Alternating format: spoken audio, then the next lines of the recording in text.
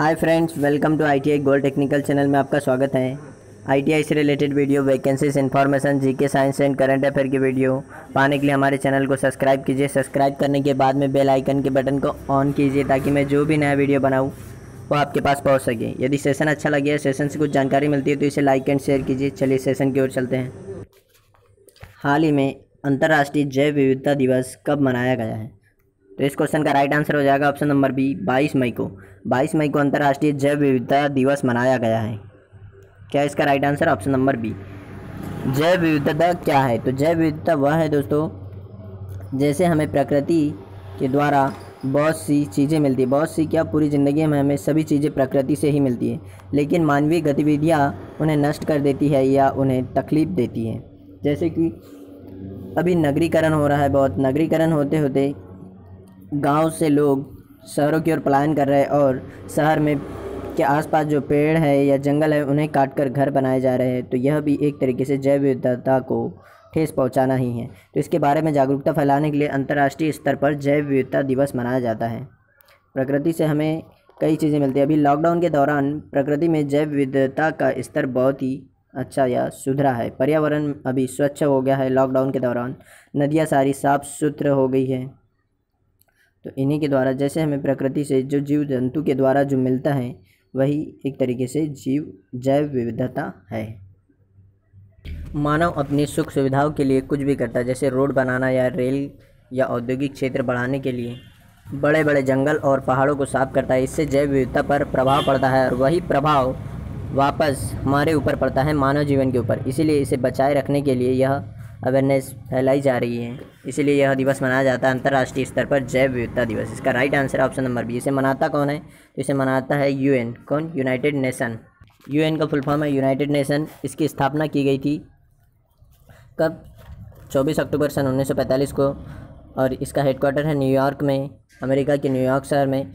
और इसके अध्यक्ष है एंटोनियो गुटेरेस, जो पुर्तगाल के, कहाँ के? पुर्तगाल के, जो 2017 में इनकी नियुक्ति की गई थी। चलिए, इस क्वेश्चन का राइट आंसर है option number B, right answer. चलिए नेक्स्ट क्वेश्चन की ओर चलते हैं। हाल ही में से प्रभावित परिवारों की मदद के लिए एयरटेल अफ्रीका ने किसके साथ समझौता किया? तो इस क्वेश्चन का राइट आंसर हो जाएगा option number C, UNICEF. UNICEF के साथ समझौता किया है एयरटेल अफ्रीका ने। किस लिए?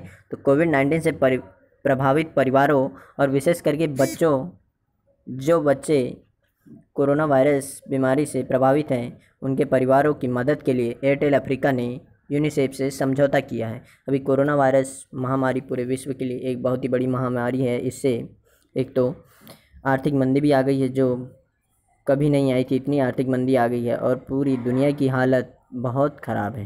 तो इसीलिए सभी घर पे रहे, सेफ रहे और स्वच्छ रहे। तो अब कोविड-19 से प्रभावित परिवारों की मदद के लिए एयरटेल अफ्रीका ने यूनिसेफ से समझौता किया है, या इनकी मदद करने के लिए समझौता किया है।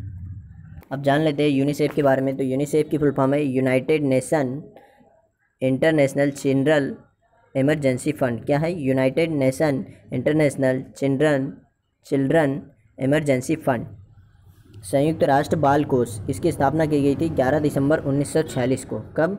11 दिसंबर 1946 को इसकी स्थापना की गई थी।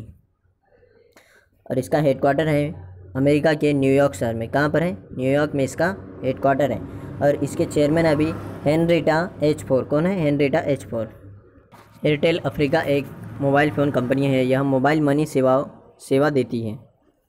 इसकी स्थापना की गई थी सन 2010 में। कब? 2010 में इसकी स्थापना की गई थी और इसका हेडक्वार्टर है न्यू दिल्ली में। कहाँ पर है? न्यू दिल्ली में। तो इस क्वेश्चन का राइट आंसर है ऑप्शन नंबर सी, यूनिसेफ। चलिए नेक्स्ट क्वेश्चन की ओर चलते हैं। हाल ही में जारी रिपोर्ट के अनुसार आयुष्मान भारत योजना में लाभार्थियों की संख्या कितनी हो गई है? तो इस क्वेश्चन का राइट आंसर हो जाएगा ऑप्शन नंबर सी, 1 करोड़। अभी कोरोना वायरस महामारी के कारण आयुष्मान भारत योजना के तहत लाभार्थियों की संख्या बहुत बढ़ गई है। यानी इस क्वेश्चन का right answer option number C, 1 crore हो गई है संख्या। यह सितंबर 2018 में प्रधानमंत्री नरेंद्र मोदी द्वारा योजना लॉन्च की गई थी। यह एक हेल्थ बीमा योजना है जो गरीब परिवार के लोगों को 5 लाख, कितना? 5 लाख तक का हेल्थ कवर बीमा देती है। तो इस क्वेश्चन का राइट आंसर है ऑप्शन नंबर सी, 1 करोड़ लाभार्थी जुड़ गए हैं। किससे? आयुष्मान भारत योजना से। चलिए नेक्स्ट क्वेश्चन की ओर चलते हैं।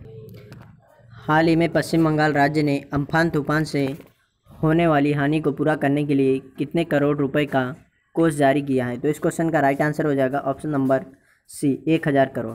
पश्चिम बंगाल और उड़ीसा वाले, इनके आजू बाजू वाले राज्यों में भी अभी यह अम्फान तूफान आया है, जिससे बहुत ही ज़्यादा जन धन की हानि और लोगों की हानि हो रही है। तो इसी हानि को पूरा करने के लिए पश्चिम बंगाल राज्य ने यह घोषणा की है, राज्य सरकार ने, कि वह 1000 करोड़ रुपए का कोष जारी करेगा इस हानि को पूरा करने के लिए। तो अब बात कर लेते हैं पश्चिम बंगाल की। पश्चिम बंगाल की राजधानी है कोलकाता और कोलकाता हुगली नदी के किनारे है और यहाँ की सीएम है श्रीमती ममता बनर्जी। कौन है? ममता बनर्जी। राज्यपाल है जगदीश धनखड़, यहाँ के राज्यपाल हैं। और यहाँ पर हाई कोर्ट का मुख्यालय कोलकाता में है और लोकसभा सीट है 42, कितनी? 42 लोकसभा सीट है और राज्यसभा सीट है यहाँ पर 16, कितनी? 16 राज्यसभा सीट है और विधानसभा सीट है यहाँ पर 295, कितनी? 295 यहाँ पर विधानसभा सीट है।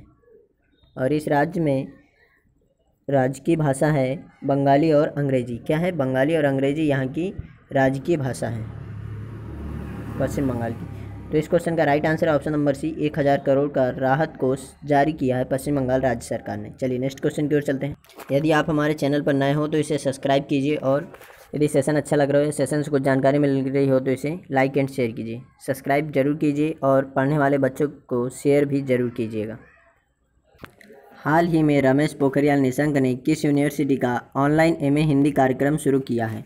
तो इस क्वेश्चन का राइट आंसर हो जाएगा option number A, IGNOU university का ऑनलाइन एमए हिंदी कार्यक्रम शुरू किया है हमारे एमएचआरडी मिनिस्टर रमेश पोखरियाल निशंक जी ने। किसने? रमेश पोखरियाल निशंक जी ने। इग्नू की फुल फॉर्म है Indira Gandhi national open university. क्या है? Indira Gandhi national open university इसका फुल फॉर्म है और इसकी स्थापना की गई थी 1985 में और इसका हेडक्वार्टर है इस यूनिवर्सिटी का कहाँ पर? न्यू दिल्ली में। कहाँ पर है? न्यू दिल्ली में। इसकी स्थापना की गई थी सन 1985 में। यही है हमारे एमएचआरडी मिनिस्टर रमेश पोखरियाल निशंक जी। इनका चुनाव क्षेत्र है हरिद्वार। यह लोकसभा सांसद हैं और एमएचआरडी का फुल फॉर्म है मानव संसाधन विकास मंत्री है यह रमेश पोखरियाल। इन्होंने ही इग्नू में अभी ऑनलाइन एमए हिंदी कार्यक्रम शुरू किया है। इस क्वेश्चन का राइट आंसर है ऑप्शन नंबर ए। चलिए नेक्स्ट क्वेश्चन की ओर चलते हैं। हाल ही में चाय के लिए जोरहाट ई नीलामी मंच का उद्घाटन करने वाला राज्य कौन सा है? तो इस क्वेश्चन का राइट आंसर हो जाएगा option number B, Assam. Assam राज्य में अब जोरहाट ई नीलामी मंच का उद्घाटन किया है चाय के लिए। यहाँ की विधानसभा के अध्यक्ष गोस्वामी जी ने यह ई नीलामी मंच का उद्घाटन किया है जोरहाट। कौन सा? जोरहाट ई नीलामी मंच। इसके द्वारा अब ऑनलाइन भी चाय की नीलामी की जा सकती है। पहले यह ऑफलाइन होती थी, लेकिन अभी लॉकडाउन और कोरोना वायरस महामारी के कारण घरों से निकलना मुमकिन नहीं, इसीलिए अब यहाँ ऑनलाइन की जा सकती है। इसीलिए यहाँ लिखा गया है ई नीलामी, यानी इंटरनेट पर इसकी नीलामी की जा सकती है। अब बात कर लेते हैं असम की। तो असम की राजधानी है दिसपुर और असम के मुख्यमंत्री है सर्बानंद सोनोवाल। यहाँ के राज्यपाल है जगदीश मुखी। कौन है? जगदीश मुखी। और यहाँ पर हाई कोर्ट का मुख्यालय है गुवाहाटी में और यहाँ पर लोकसभा सीट है 14 और राज्यसभा सीट है 7 और विधानसभा सीट है यहाँ पर 126, कितनी? 126 यहाँ पर विधानसभा सीट है। और यहाँ की राजभाषा है असमिया। क्या है? असमिया। और यहीं पर पूरे भारत में यहीं पर एक सींग वाला गेंडा पाया जाता है। कौन सा? एक सींग वाला गेंडा। और सबसे ज़्यादा चाय का उत्पादन भी असम में ही होता है। तो इस क्वेश्चन का राइट आंसर है ऑप्शन नंबर बी, असम। चलिए नेक्स्ट क्वेश्चन की ओर चलते हैं। हाल ही में ट्रांसजेंडर के लिए अलग से क्वारंटाइन सेंटर बनाने वाला देश का पहला राज्य कौन सा बना है? तो इस क्वेश्चन का राइट आंसर हो जाएगा option number A, Manipur. Manipur राज्य ट्रांसजेंडर के लिए अलग से क्वारंटाइन सेंटर बनाया है। ट्रांसजेंडर जो कोरोना वायरस पॉजिटिव पाया जाएगा उसे क्वारंटाइन करने के लिए या कोरोना उसका टेस्ट करने के लिए उसे जब क्वारंटाइन किया जाएगा ट्रांसजेंडर को, तो उनके लिए अलग से क्वारंटाइन सेंटर बनाया है मणिपुर राज्य ने और यह देश का पहला राज्य बन गया है। तो अब जान लेते हैं मणिपुर राज्य के बारे में। मणिपुर की राजधानी इम्फाल और यहाँ पर सीएम है एन बीरेन सिंह जो बीजेपी पार्टी से, और बीजेपी पार्टी देश की पहली पार्टी है जिसने इंटरनेट पर अपनी वेबसाइट बनाई थी। और यहाँ पर राज्यपाल है डॉक्टर नजमा हेपतुल्ला और यहाँ कि हाई कोर्ट का मुख्यालय है इम्फाल में ही। कहाँ पर है? इम्फाल में। और इस राज्य में लोकसभा सीट है 2 और राज्यसभा सीट है 1 और विधानसभा सीट है यहाँ पर 60। कितनी है? 60 विधानसभा सीट है। और इस राज्य में की स्थापना की गई थी सन 1972 में। कब? 1972 में इस राज्य की स्थापना की गई थी। यहाँ की राजभाषा है मणिपुरी। क्या है? मणिपुरी यहाँ की राजभाषा है। मैंने आपको अभी एक दिन एक क्वेश्चन दिया था कि विश्व का पहला एयरपोर्ट कौन सा है जो सोलर ऊर्जा से चलता है, टोटल पूर्णतः सोलर ऊर्जा से चलता है, तो वह है भारत के केरल राज्य का कोची हवाई अड्डा। कौन सा? कोची हवाई अड्डा पूर्णतः सोलर एनर्जी से चलता है। तो इस क्वेश्चन का राइट आंसर है ऑप्शन नंबर ए, मणिपुर। चलिए नेक्स्ट क्वेश्चन की ओर चलते हैं। हाल ही में गूगल ने किस देश का क्लाउड प्रोजेक्ट जीता है? तो इस क्वेश्चन का राइट आंसर हो जाएगा ऑप्शन नंबर सी, अमेरिका का क्लाउड प्रोजेक्ट जीता है गूगल ने। किसने? गूगल ने। यह क्लाउड प्रोजेक्ट 10 बिलियन का था। कितने का? 10 बिलियन डॉलर का था क्लाउड प्रोजेक्ट। यह जीत लिया गूगल ने। गूगल की स्थापना की गई थी 4 दिसंबर 1998 को। कब?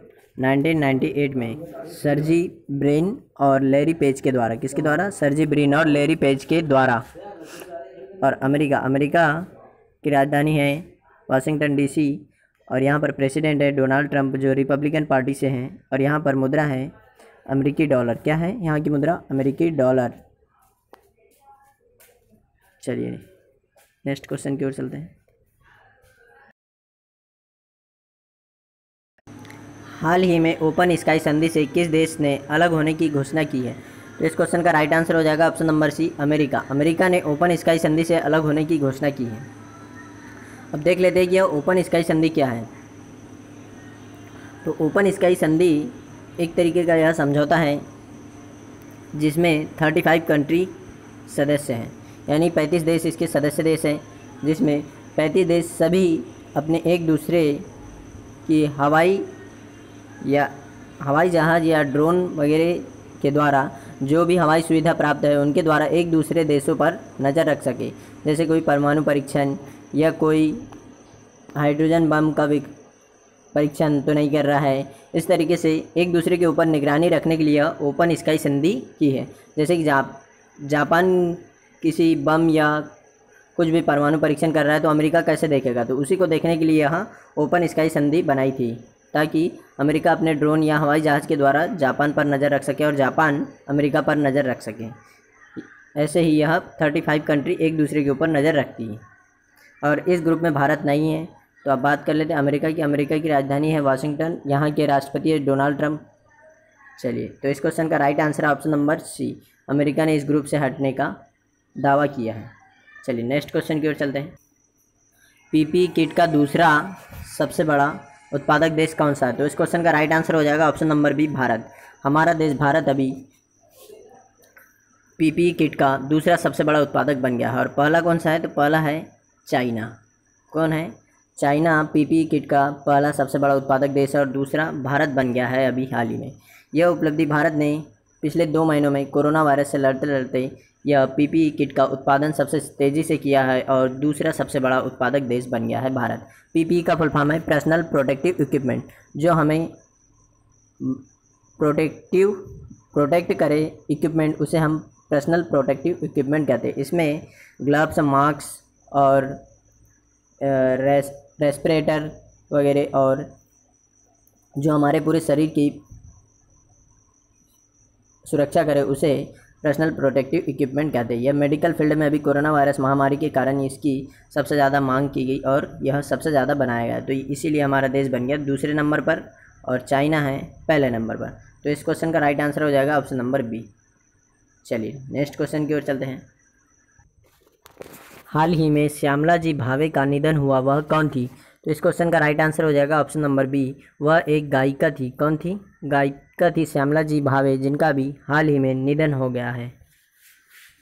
यही है श्यामला जी भावे, जिनका भी हाल ही में निधन हो गया है। यह हिंदुस्तान शैली और कर्नाटक संगीत के गीत गाया करती थी। यही थी गायिका जिनका भी 79 यानी 79 वर्ष की उम्र में निधन हो गया है। तो इस क्वेश्चन का राइट आंसर हो जाएगा ऑप्शन नंबर बी। चलिए यदि आप हमारे चैनल पर नए हो तो इसे सब्सक्राइब कीजिए और सब्सक्राइब करने के बाद बेल आइकन के बटन को ऑन कीजिए ताकि मैं जो भी नया वीडियो बनाऊँ आपके पास पहुँच सके। और इस वीडियो को शेयर ज़रूर कीजिए और लाइक कीजिए यदि सेशन अच्छा लगे, सेशन से कुछ जानकारी मिलती है। थैंक यू दोस्तों वॉचिंग फॉर माई वीडियो। मिलते हैं नेक्स्ट